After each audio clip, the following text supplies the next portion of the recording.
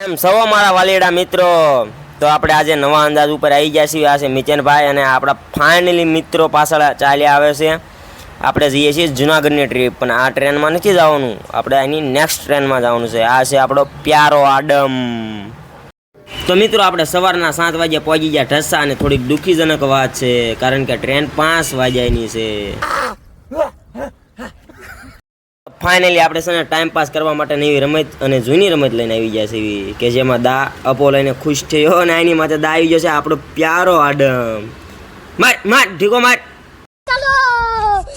Finally મિત્રો આપણે રમીને થાકી ગયા, એટલે આપણે આવી ગયા છીએ 3 વાગે નાસ્તો કરવા, કે જેમાં આડમ કેળું ખાય છે.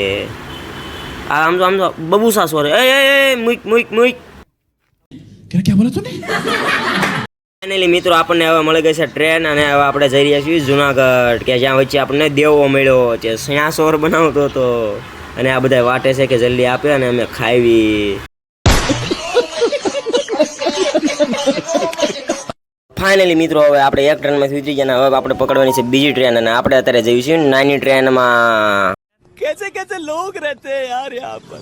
મિત્રો આપણે સવારના પોરમાં મંગાવી લીધો છે નાસ્તો, અને હવે નાસ્તો કરીને આપણે જવાના છીએ ફરવા. તો ફાઇનલી મિત્રો તમે જોઈ શકો છો, આ છે ભવનાથનો ગેટ.